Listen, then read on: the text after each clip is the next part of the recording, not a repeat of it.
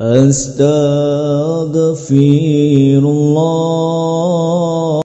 Ada 3 zikir yang tidak boleh lepas pada lisan kita untuk diucapkan setiap hari. Karena zikir ini berkaitan dengan 3 perkara. Pertama, untuk mendawamkan nikmat, supaya nikmat yang Allah Subhanahu wa taala anugerahkan itu senantiasa dijaga dan ditambah. Yang kedua, untuk menambah rizki bagi yang mungkin lambat rizkinya, maka Allah Subhanahu wa taala akan segerakan rizkinya. Dan yang ketiga, bicara soal musibah, supaya kita dijauhkan dan dihindarkan dari musibah.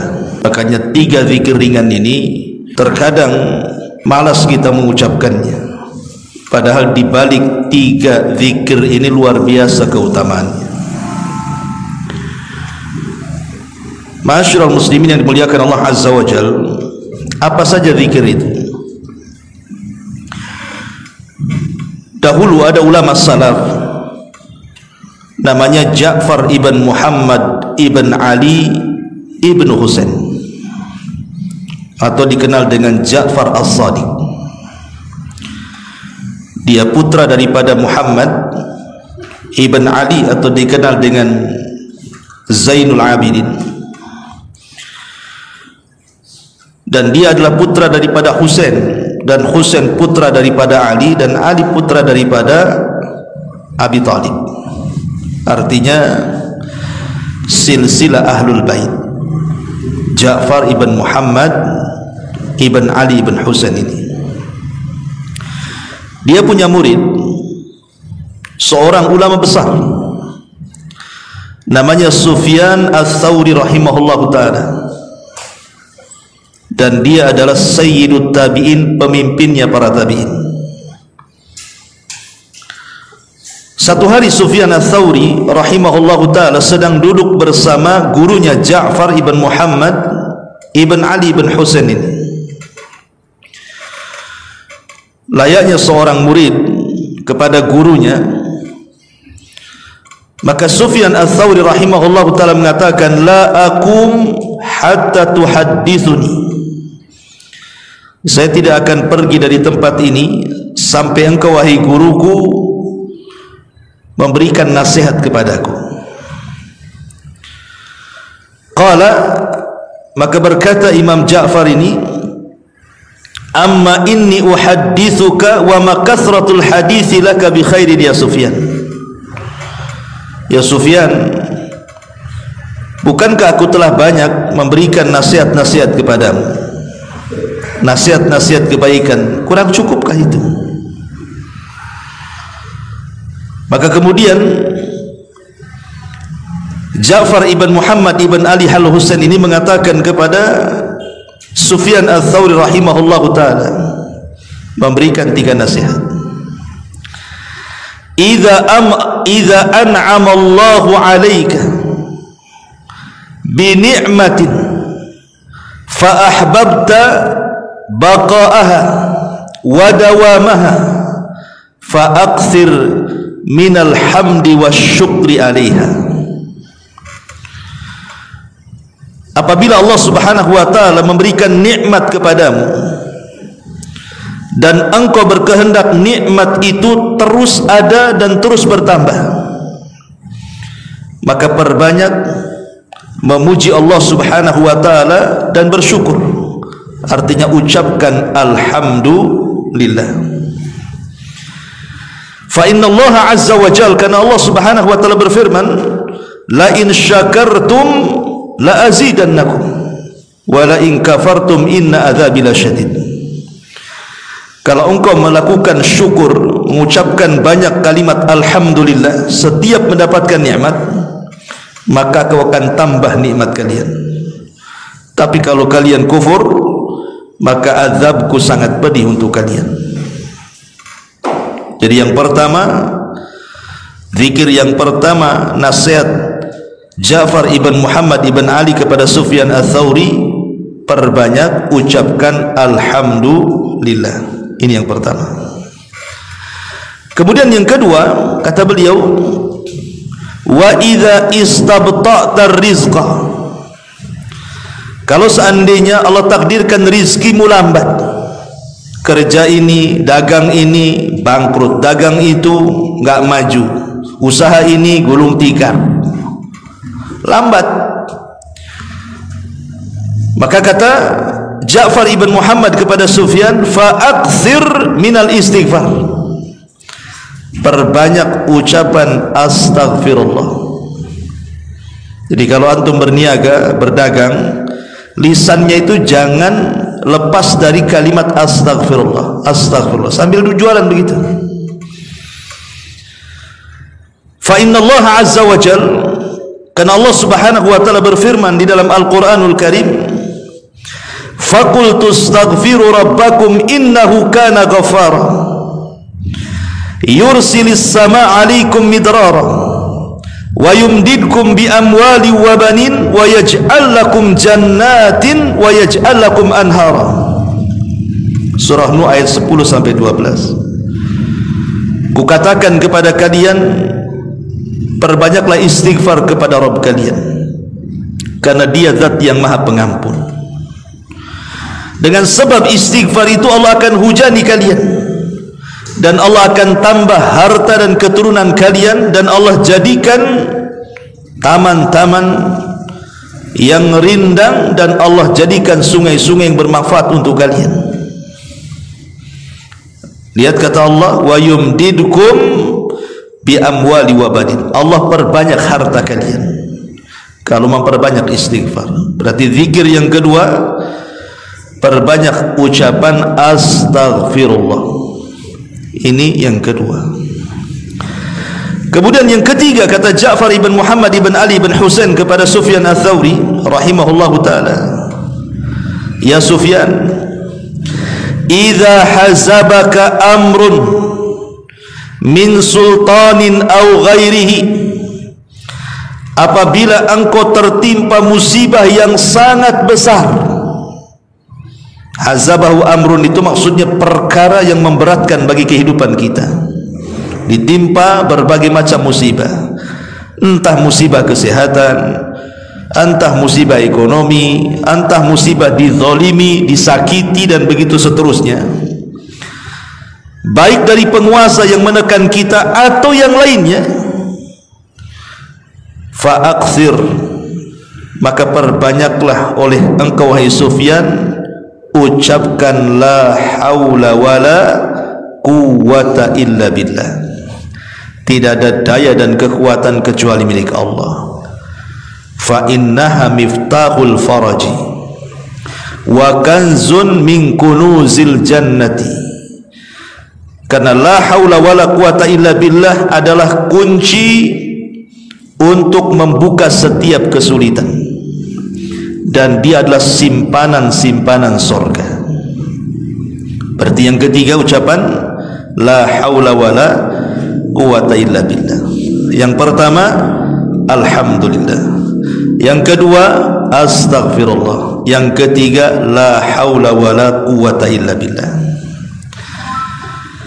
Wa qala, kemudian berkata Imam Sufyan al-Thawri, thalathun wa ayyu thalathin, alangkah indahnya, alangkah agungnya tiga perkara ini. Maka kata Imam Ja'far ibn Muhammad ibn Ali ibn Husain, dia mengatakan, aqalaha wallahi Abu Abdillah waliyanfa'ahu Allahu biha wa bihi. Sungguh Sufyan telah cerdas, paham dengan kata-kataku, katanya. Semoga Allah memberikan manfaat dengan kalimat-kalimat itu. Ma'asyiral muslimin yang dimuliakan Allah Azza wa Jalla, dalam riwayat yang lain, nasihat Ja'far ibn Muhammad kepada Sufyan al-Thawri, dia mengatakan, idza ja'aka ma tuhib, kalau datang perkara yang perkara itu sangat engkau sukai, datang kabar membahagiakan, datang harta membahagiakan, pokoknya apapun yang datang kepada kita dan itu membahagiakan kita, fa'aksir, perbanyak oleh engkau wahai Sufyan, alhamdulillah, ucapkan alhamdulillah. Wa idza ja'aka ma takrahu, tapi kalau datang perkara yang kau tidak suka, kau benci, enggak mau dengar, enggak mau menerima, fa aktsir, maka perbanyak ucapan la haula wala quwwata illa billah. Wa idza stabta'ta rizqa, tapi kalau rizkimu lambat, fa aktsir, perbanyaklah oleh engkau min istighfar, ucapan astagfirullah, astagfirullah.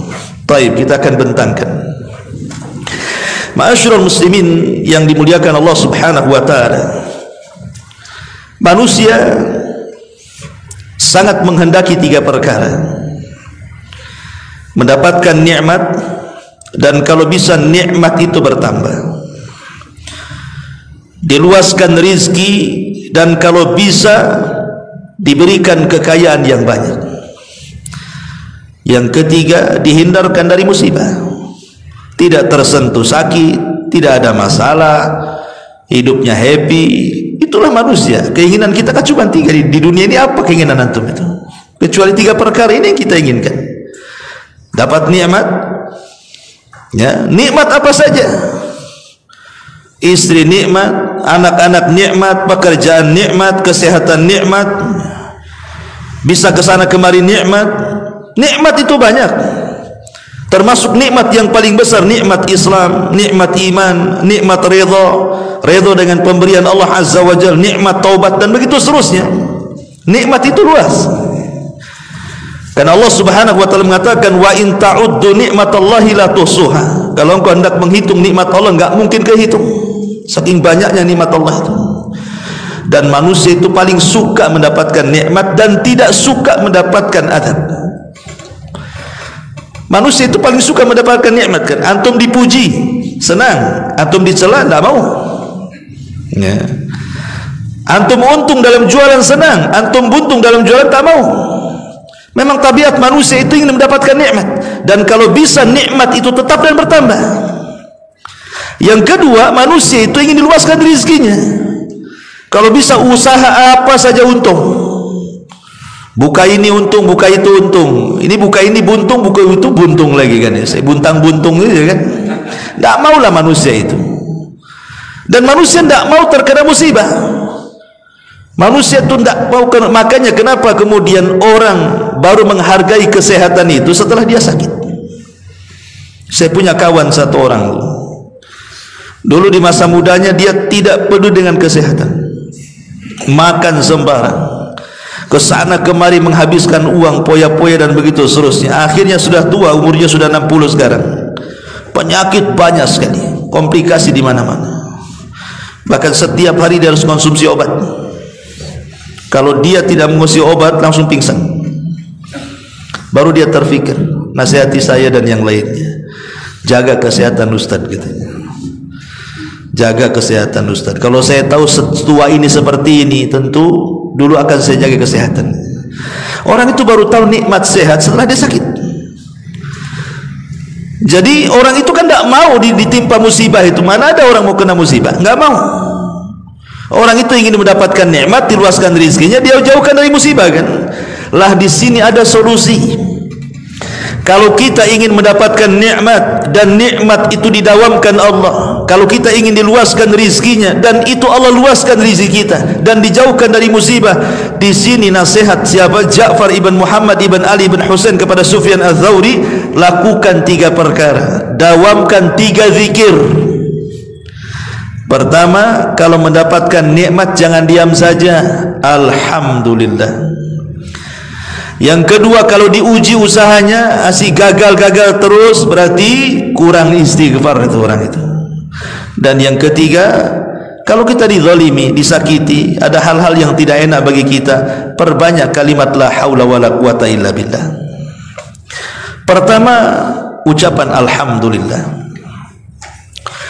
Ucapan alhamdulillah itu ucapan yang ajaib ikhwan, karena semua makhluk mengucapkannya. Tidak manusia, tidak jin, tidak malaikat.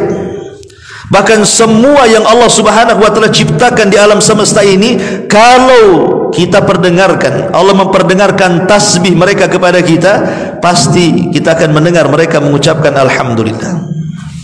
Mana dalilnya?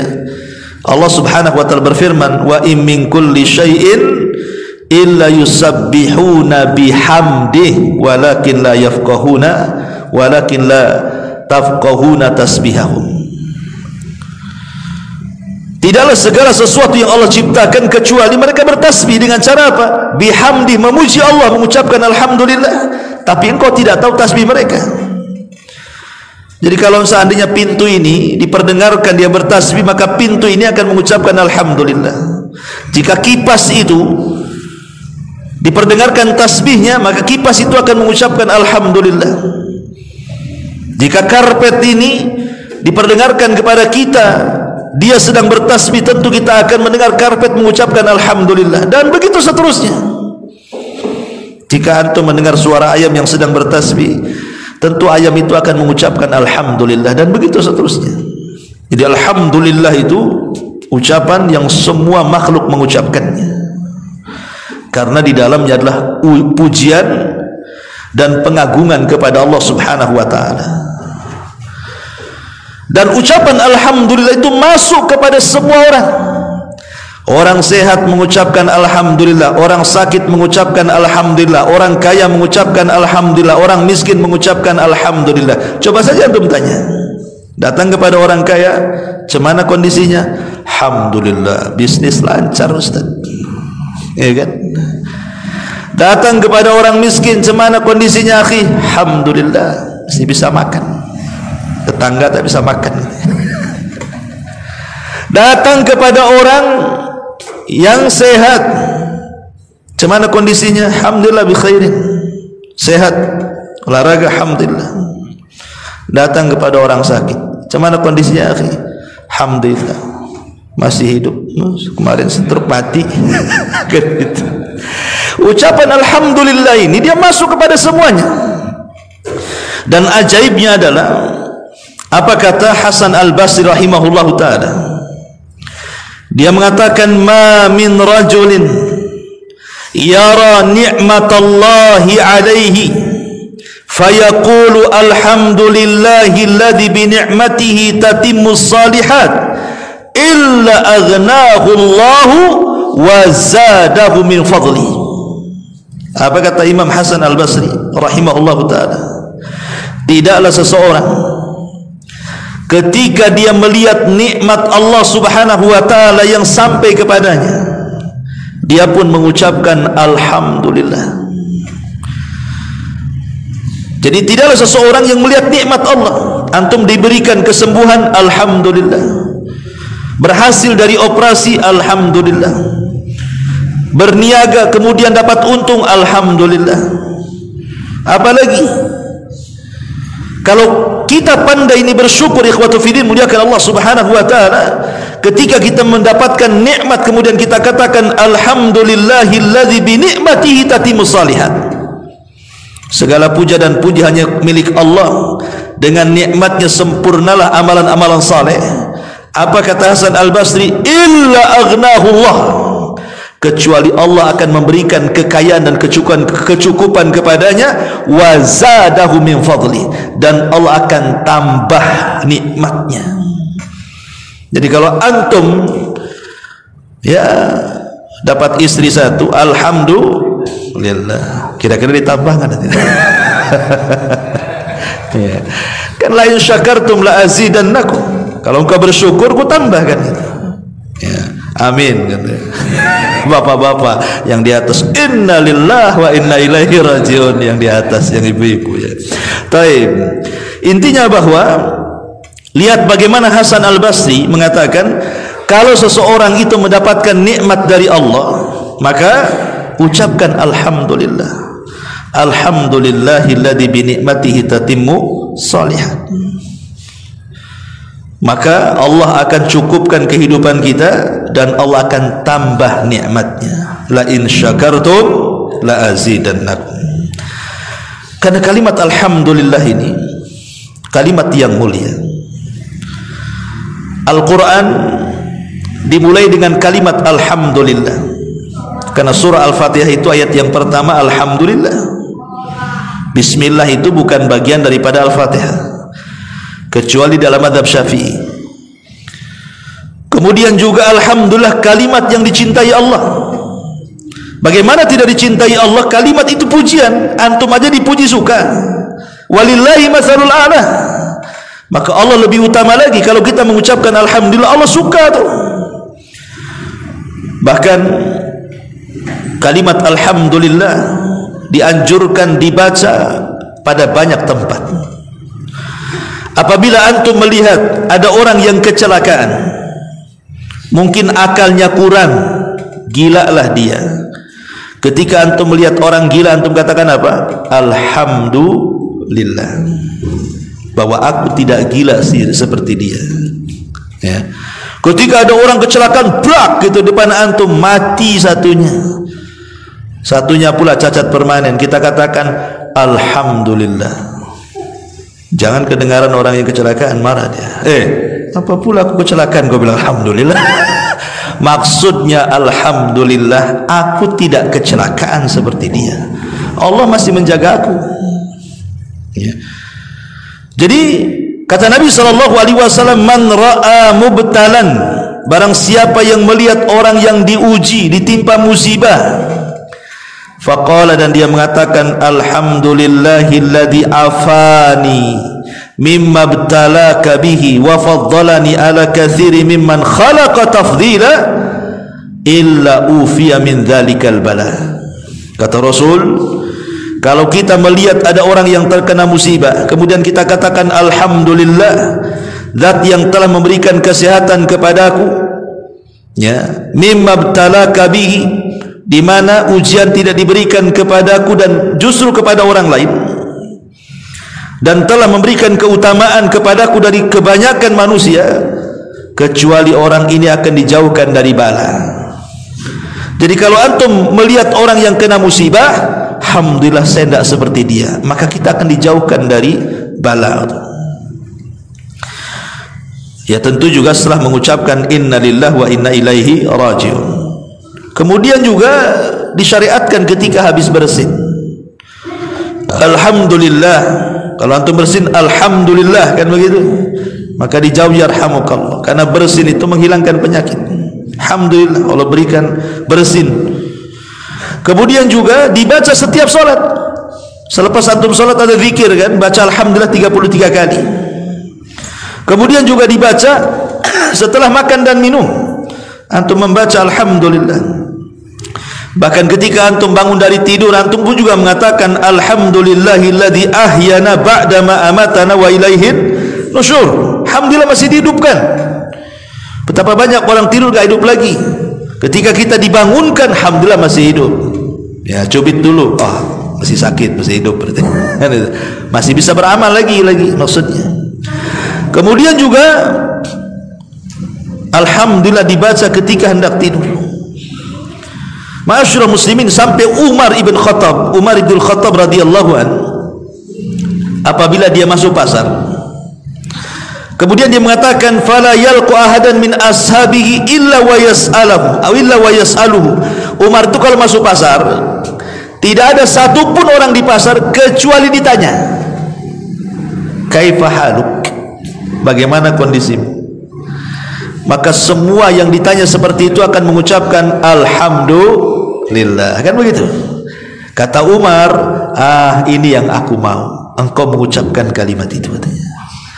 Ini yang ku mau, karena ucapan itu akan dicatat dalam catatanmu di hadapan Allah, dan akan memberatkan timbangan kebaikanmu, dan akan menjadikan kau bahagia kelak pada hari kiamat. Kata Umar, tuktab fi sahifatika wa tudha fi mizani hasanatika fatafrahu biha yaumal qiyamah.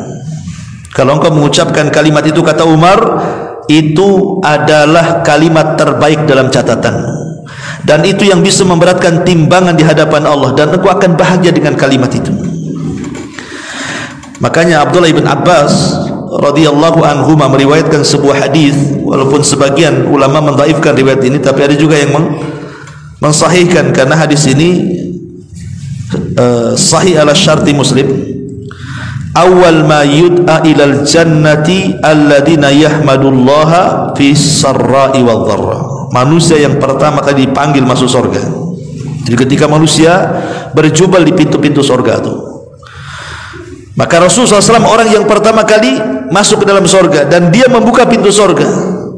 Maka dari manusia yang berada di luar surga itu, yang pertama kali dipanggil untuk masuk ke dalam surga adalah orang yang banyak memuji Allah, baik dalam kesendirian ataupun dalam terang-terangan.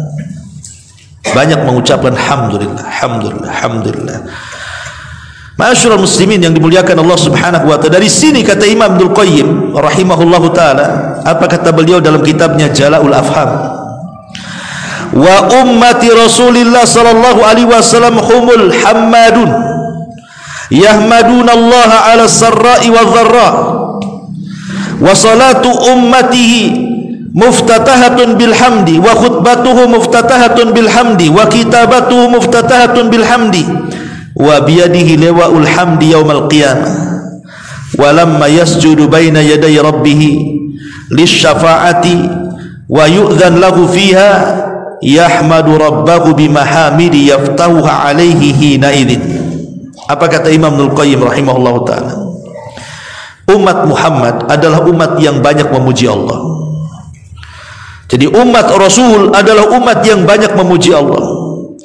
Mereka memuji Allah baik dalam kondisi senang ataupun susah.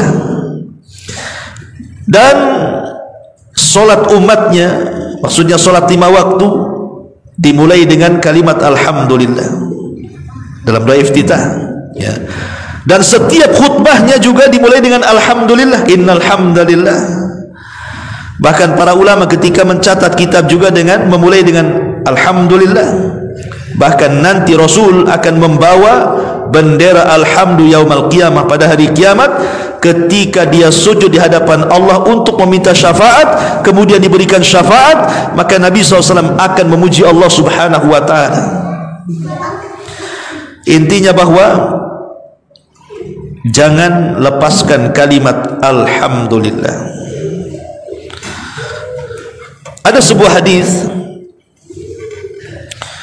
dari Aisyah radhiyallahu anha, ummul mukminin radhiyallahu anha, idza ra'a ma yasurruhu, kalau engkau melihat sesuatu yang membuat engkau senang, maka ucapkan alhamdulillahilladzi bi ni'matihi tatimmu shalihat. Tapi wa idza ra'a ma yakrah, kalau engkau melihat sesuatu yang engkau tidak suka, maka ucapkan alhamdulillah ala kulli halin. Dibedakan lafadznya. Kalau nikmat alhamdulillah, alhamdulillah bi alladzi bi ni'matihi tatimmu shalihat. Tapi kalau kita melihat yang tidak kita sukai, mungkin berupa musibah, maka kita katakan alhamdulillah ala kulli halin. Nah, begitu cara bacanya. Maka kalau kita terus memuja dan memuji Allah Subhanahu wa taala, maka nasihat Imam Ja'far ibn Muhammad ibn Ali ibn Husain ibn Ali kepada Sufyan Ats-Tsauri rahimahullahu taala, apabila engkau melihat nikmat Allah yang Allah anugerahkan kepadamu dan engkau ingin nikmat itu tetap dan bertambah, maka ucapkan alhamdulillah. Ini yang pertama. Yang kedua, kata beliau, apabila lambat rizkimu, usaha ini tidak maju-maju, usaha itu juga tidak maju-maju, buka ini bukan bentang tikar gulung tikar, pokoknya susah, mau dapat rizki itu susah, ya.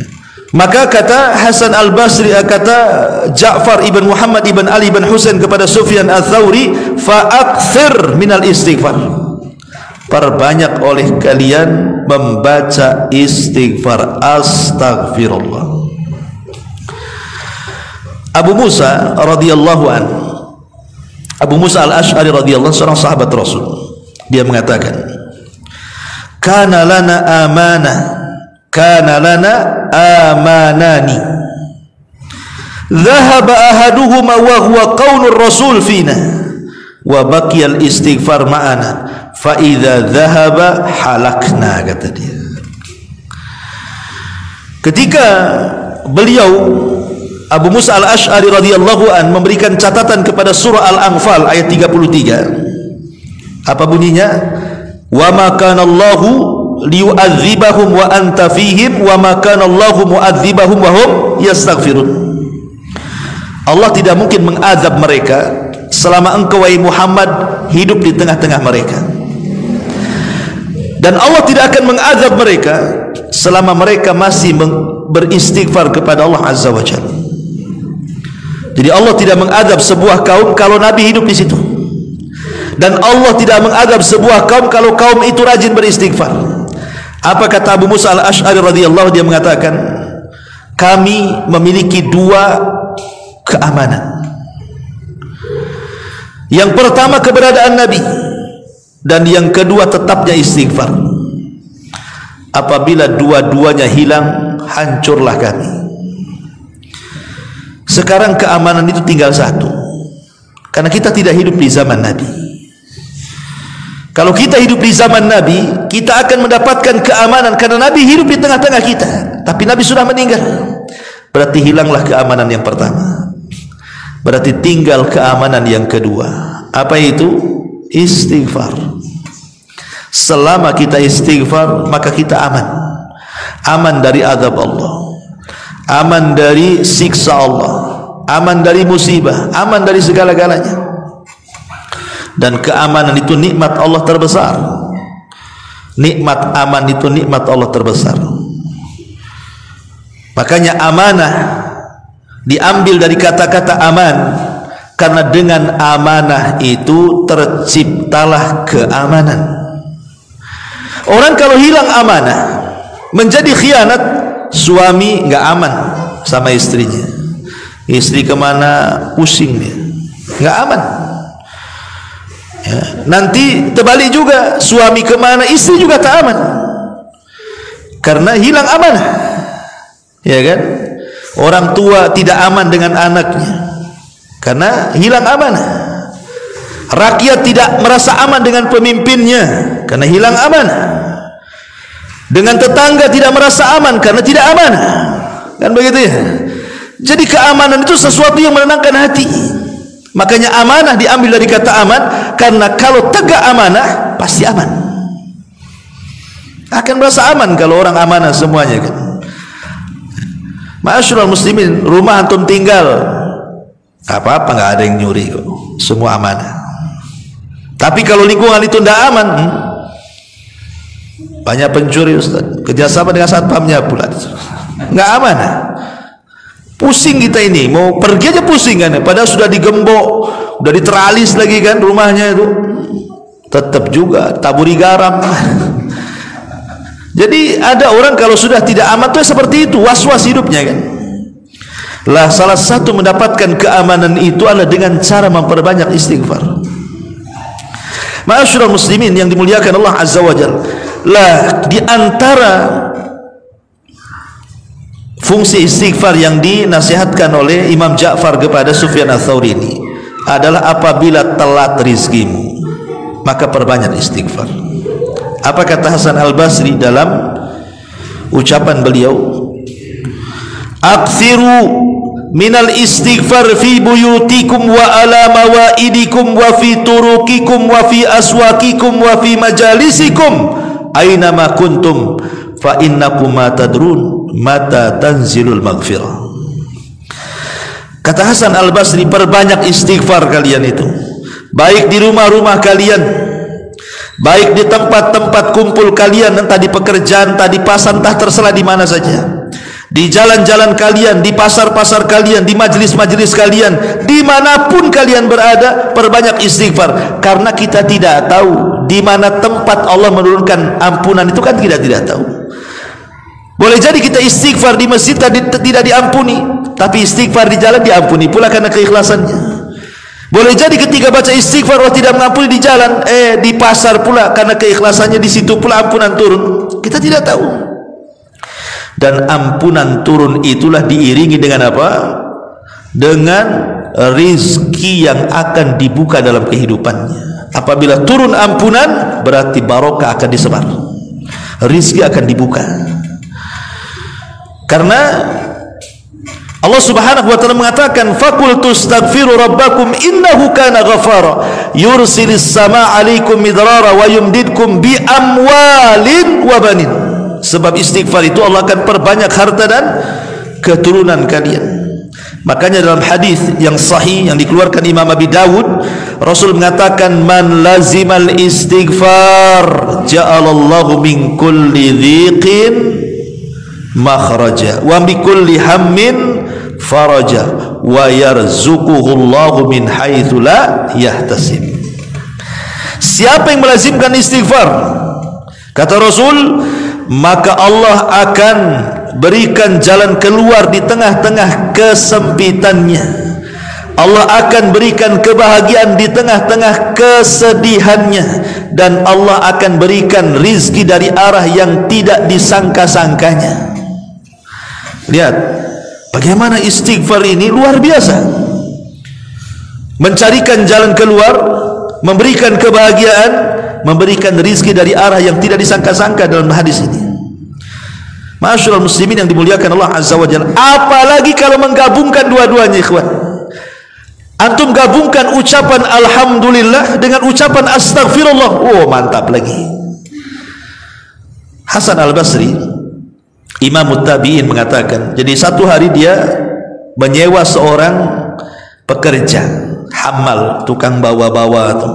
Pemanya antum punya barang, nanti tolong bawakan, kita kasih duit, apa namanya, porter ya kalau di pelabuhan, atau pokoknya gitulah ya. Jadi kata Hasan Al-Basri rahimahullahu taala, ketika pekerjanya ini membawakan barang dia dari pasar ke rumahnya dan dia di sampingnya sambil jalan, maka Hasan Al-Basri mendengar ini yang membawa barang ini selalu mengucapkan alhamdulillah astagfirullah, alhamdulillah astagfirullah, alhamdulillah astagfirullah, dari pasar sampai rumah, nggak berhenti ya.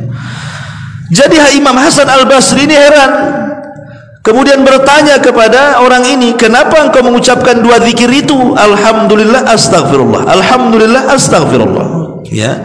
Fa'ajab, maka dia menjawab, adapun dia mengatakan, ana fi hayati kulliha ma Allah baina amrain, ya Imam, saya akan usahakan dalam kehidupanku bersama Allah dengan dua perkara ini.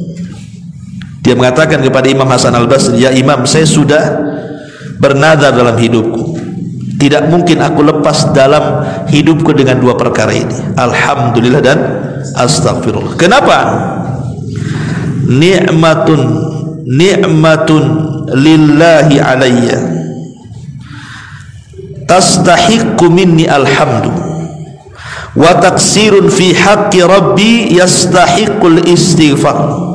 Kenapa demikian? Karena kau tahu wahai Imam, Allah sudah banyak memberikan nikmat kepadaku, banyak sekali. Coba antum ngaca, di dalam mata kita ada nikmat bisa melihat, di dalam lisan kita ada nikmat bisa bicara, bisa menelan, bisa makan, dengan telinga bisa mendengar. Banyak nikmat Allah tuh. Dan aku tidak bisa membalas nikmat itu kecuali dengan syukur. Makanya aku ucapkan alhamdulillah. Tetapi dengan banyaknya nikmat yang Allah berikan kepadaku, aku tahu diri, aku ini masih kurang untuk bersyukur. Boleh jadi banyak larangan-larangan yang dilanggar, makanya aku perbanyak astagfirullah. Makanya aku ucapkan alhamdulillah astagfirullah, alhamdulillah astagfirullah. Kan enak tuh. Satu sisi alhamdulillah karena bersyukur akan nikmat yang Allah berikan kepada kita, karena kebaikan Allah berikan nikmat sementara kita ini tidak bisa membalasnya, dan banyak pula larangan-larangan yang dilanggar kita. Dengan apa caranya? Coba perbanyak istighfar. Makanya Nabi SAW setiap hari mengucapkan astagfirullahaladzim itu sampai 70 sampai 100 kali itu. Artinya mengucapkan astagfirullah itu tidak mesti harus kita punya dosa, tidak, membiasakan bertobat, gitu maksudnya. Ma'asyiral muslimin yang dimuliakan Allah Subhanahu wa taala. Jadi nasihatkan seperti itu, karena ini bisa membuka rizki. Ya, antum yang baru buka usaha atau sudah lama usahanya, ya kan, dan supaya rizkinya terus dilapangkan, dibanyakkan, diluaskan, maka terus sambil jualan, sambil dagang, sambil usaha, lisannya mengucapkan alhamdulillah, astagfirullah. Ini yang kedua. Yang ketiga dan yang terakhir, di mana Ja'far ibn Muhammad ibn Ali ibn Husain menasihati Sufyan ats-Tsauri rahimahullahu taala, idza hazabaka amrun min sultanin aw ghairihi, kalau ada masalah berat bagi hidupmu, kau ditekan dengan penguasa, kau disakiti orang lain, banyak ujian yang menimpamu, macam-macam pokoknya, entah kesehatan, entah ekonomi, entah keluarga, pokoknya banyaklah ujian. Fa'akthir min la haula wala quwata illa billah, perbanyak ucapan la haula wala quwata illa billah, tidak ada daya dan kekuatan kecuali hanya milik Allah. Kenapa? Kalimat ini ikhwan adalah kalimat yang Abi Darda radhiyallahu an senantiasa diperintah Rasul untuk membacanya setiap hari. Kata Abi Darda radhiyallahu an, amarani khalili bisab'in, kekasihku maksudnya Nabi telah berwasiat kepadaku untuk tidak meninggalkan 7 perkara. Apa itu? Hubbul masakin, mencintai orang miskin. Kemudian melihat ke bawah, jangan melihat ke atas. Capek melihat ke atas itu, ya kan, pegal kan kalau melihat ke atas kan, lihat ke bawah, ya. Kemudian yang ketiga, untuk bersilaturahim, walaupun orang yang kita silaturahim dia pergi meninggalkan kita. Kemudian yang keempat, jangan meminta-minta. Kemudian yang kelima, mengatakan yang hak walaupun pahit rasanya. Kemudian yang keenam, jangan takut celaan kecuali kepada Allah. Kemudian yang ketujuh, yang terakhir, wa amarani an ukthira min qawli la haula wala quwata illa billah fa innahunna min kanzi tahtil arsy. Dan Rasul memerintahkan untuk terus membaca la haula wala quwata illa billah, karena itu adalah simpanan yang ada di bawah arsy Allah Subhanahu wa taala, alias simpanan surga. Kenapa kalimat ini kalimat ajaib ikhwan, la haula wala quwata illa billah ini? Bahkan kalau kita mendawamkan kalimat ini, orang sakit pun bisa sembuh. Orang sakit bisa sembuh. Ini obat loh, ucapkan kalimat la ilaha illallah itu. Orang malas jadi semangat, ya. Kemudian orang yang kalah perang bisa jadi menang. Kemudian orang yang ahli maksiat akhirnya berubah menjadi taat. Karena begini, kita sering membahas tauhid kan.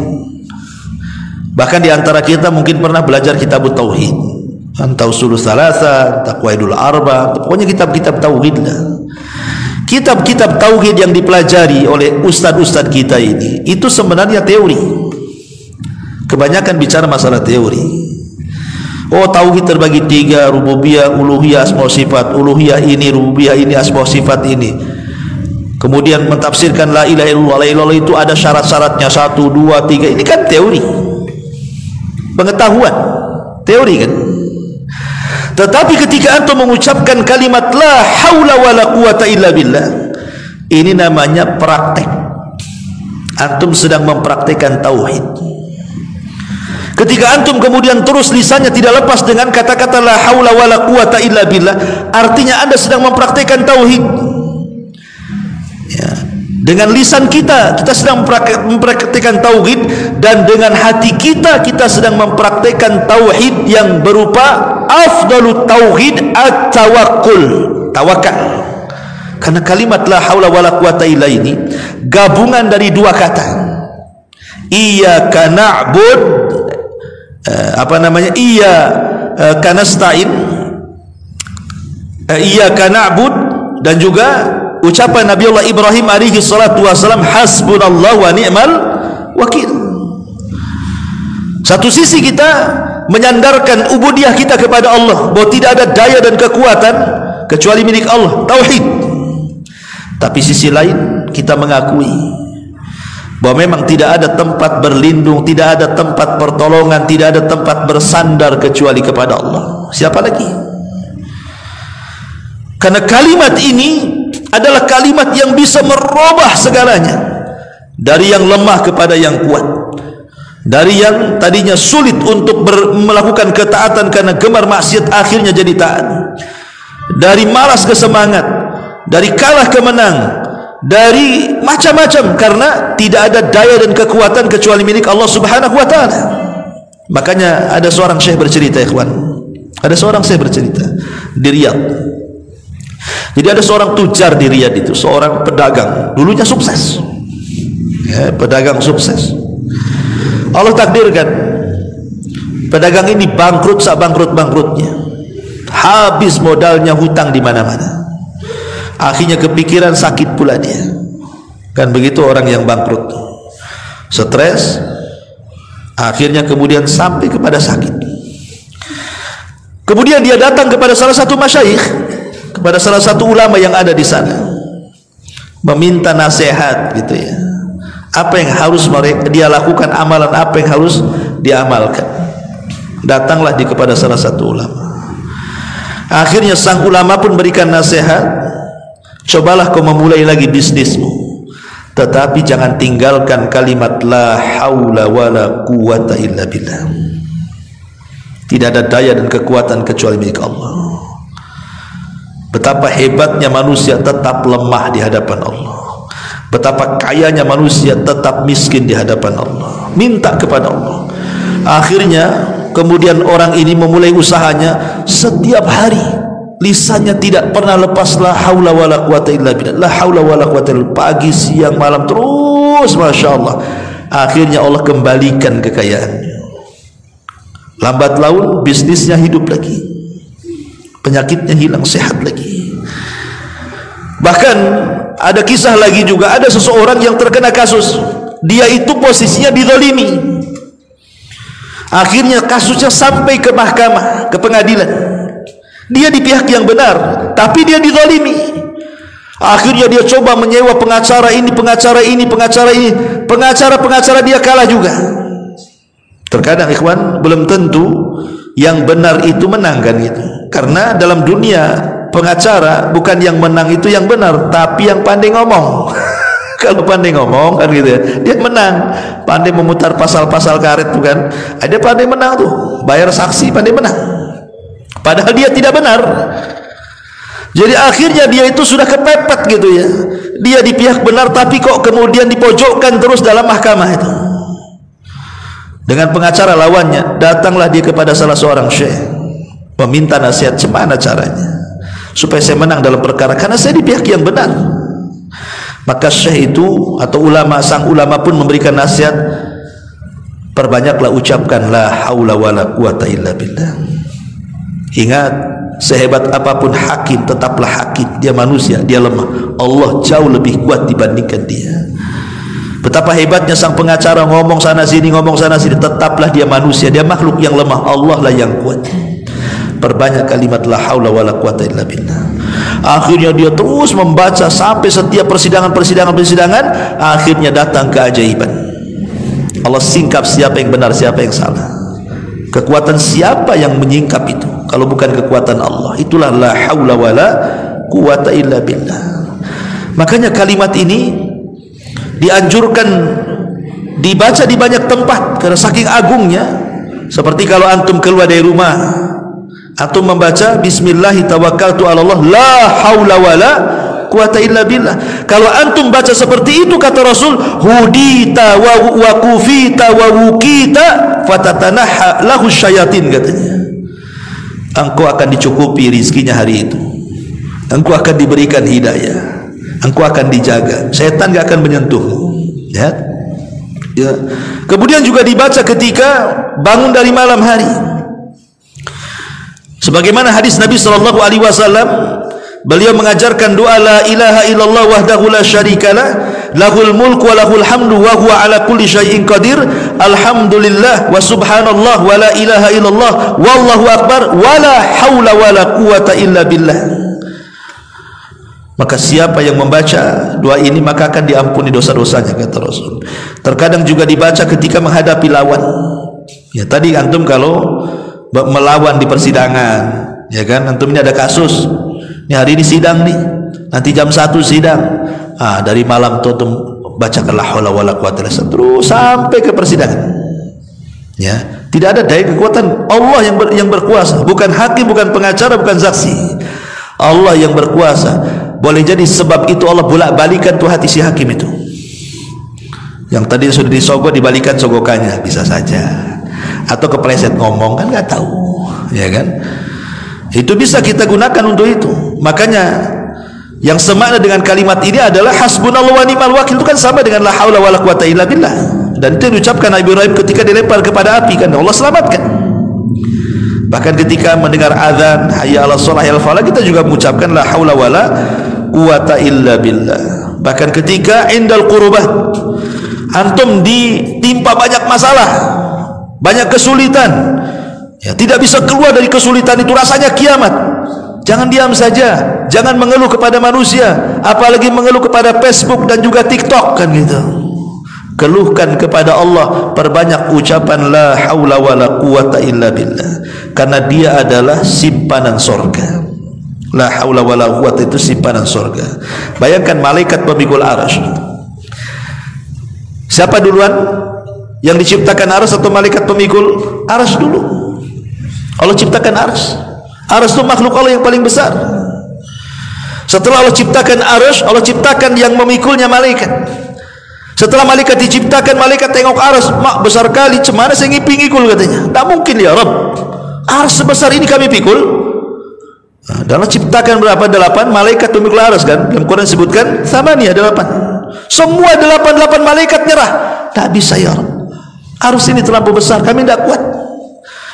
Maka Allah mengatakan, katakan oleh kalian la haula wala quwata illa billah. Maka ketika 8 malaikat pembawa arsy ini mengucapkan kalimat la haula wala quwata illa billah, tiba-tiba datang kekuatan. Dan antum tahu besarnya malaikat pemikul arsy, kakinya di dasar bumi, badannya menjulang sampai ke langit ke pertama, kedua, ketujuh, sampai melewati sorga, sampai tanduknya memikul arsy. Sebesar itulah malaikat arsy itu. Dan dia akan tetap memikul sampai kiamat dibangkitkan. Siapa yang berikan kekuatan memikul arsy? Allah. Maka dari sini kalimat ini bisa menyembuhkan penyakit, bisa juga memberikan semangat bagi yang lemah. Karena ada orang yang kemudian putus asa hidupnya karena ini gagal itu gagal, ya kan?